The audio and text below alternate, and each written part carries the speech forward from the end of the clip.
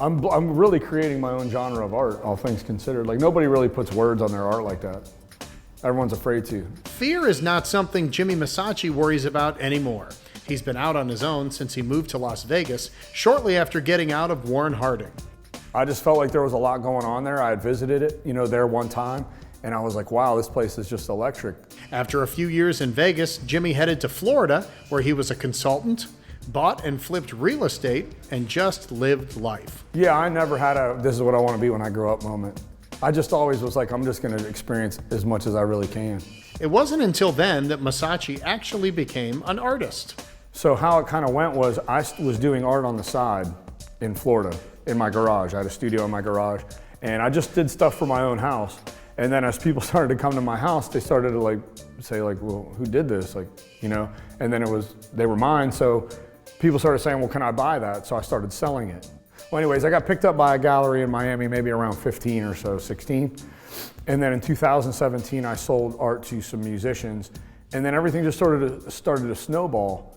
Turns out rappers liked his new edgy style. It's a style he created that's all his own. My art's predicated on simple images, but powerful message. I call a lot of stuff out. I deal with I work in the hypocrisy, the seedy underbelly, the stuff people sweep under the rug. I deal in that genre. One of the first was Killer Mike, the rapper from Run the Jewels. Today, Mike's on the road with Bernie Sanders. Back then, he wanted Jimmy's art. We saw some of your artwork and the guys like your art, and I was like, really? Like, they know about me? And he was like, yeah. I said, well, let me know if they like any of the art. And then fast forward, let's see, maybe 6-month gap. I went to South Beach, and both of the rappers from that group ended up owning a piece of my art that night, so it was pretty cool. Yeah, well, how'd that feel? It was amazing, because number one, it was my favorite musical artist, and number two is I'm really selling I'm selling my thoughts to this guy. It's crazy, This particular piece is set for superstar Flo Rida.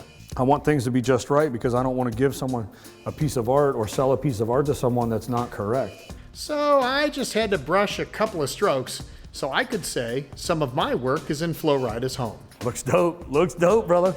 This is all part of a series where Massacci takes old magazine covers and adds his own special flair. I think the bulk of those are from the 40s. I mean, they were like 10 cents. So as me or other people keep buying those up, eventually they're not going to be there anymore. So the magazine covers themselves are artwork, and then combined with my wordplay, I just thought it was a really fun idea that people would think was cool. So we have Jet Setter, Life is Grand, and Never Enough Time.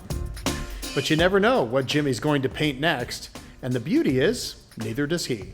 So I found this painting in a thrift shop, and what I like to do for fun is I take old paintings that are irrelevant and then I make them relevant. Throwing that paint as hard as you have to throw it to make it splatter like that, I'll never make another one. I'm a completely untrained artist, and I believe that's why I'm so free-flowing with everything. I don't stick to any confines of what art should be or not be. I'm just inspired by everything, honestly. Inspired by life, his mother's strength, and of course, Warren, Ohio. And equally as important to me is my hometown. This place is really struggling. It's like an epicenter of hypocrisy to me. So I figured, well, if I could sell my art in other places, but spend my money in my hometown, at least I'm not just talking about it, I'm trying to do something myself. And he's doing it.